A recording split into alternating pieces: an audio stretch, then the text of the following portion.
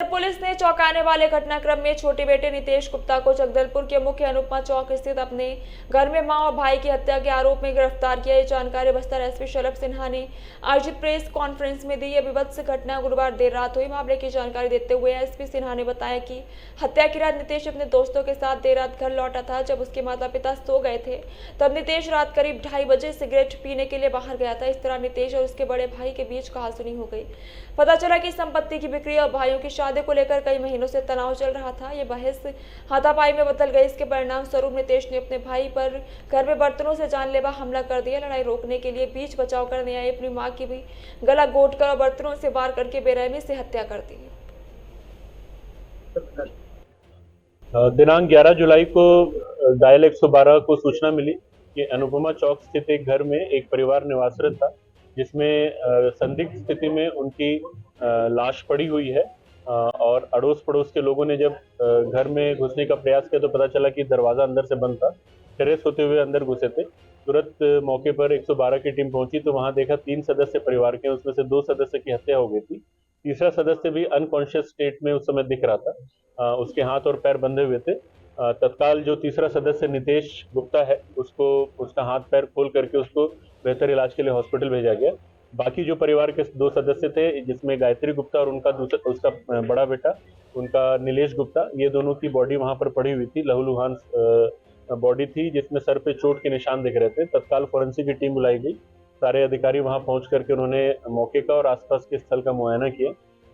तत्काल ही 4 अलग अलग टीमें बना करके सभी एंगल्स पे विवेचना चालू कर दी गई।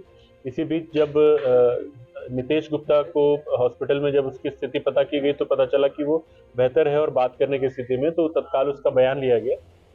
जब उससे शुरुआती बयान लिया गया तो कुछ चीज़ें, कुछ ऐसी डाउटफुल चीज़ें उसके बयान में पता चली। फिर 2-3 बार अलग अलग बयान लेने पर उसने अपना बयान बार बार बदला। थोड़ा विरोधाभास आया उसके बयान में।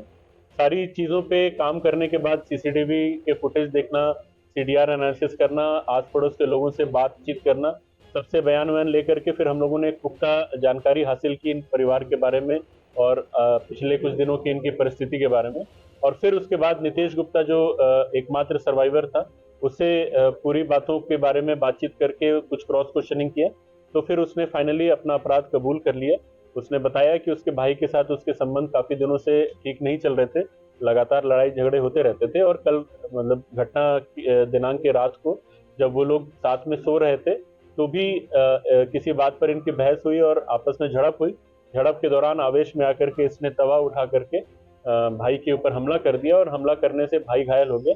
इसी दौरान इनकी मदर आई, मदर को भी उसने उसी बर्तन से मारा, वो भी घायल हो गई। फिर दोनों को बाद में स्ट्रैंगुलेट करके इसने उन दोनों की हत्या कर दी। और अपने आप को बचाने के लिए फिर इस पूरे घटना को डकैती का रूप देने के लिए इसने अलमारी में तोड़ फोड़ करके सामान बिखरा दिया और अपने आप को अपने पैर और हाथ बांध करके घटनास्थल के पास में लेट गया।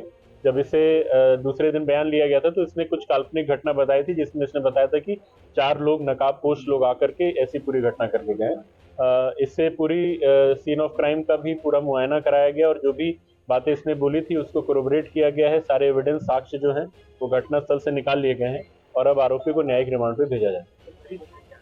जो इसका कहना है, दोनों के भाइयों के बीच में विवाद चल रहा था। बड़ा भाई क्योंकि शादी भी नहीं कर रहा था, जिसके कारण इसकी शादी नहीं हो पा रही थी।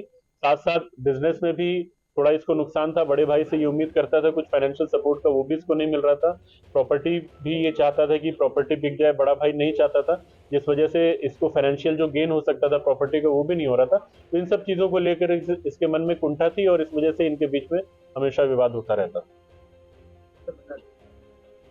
दिनांक 11 जुलाई को डायल 112 को सूचना मिली कि अनुपमा चौक स्थित एक घर, सीसीटीवी के फुटेज देखना, सीडीआर एनालिसिस करना बताई थी, जिसमें इसने बताया था कि 4 लोग नकाबपोश लोग आकर के ऐसी पूरी घटना करके गए। इससे पूरी सीन ऑफ क्राइम का भी पूरा मुआयना कराया गया।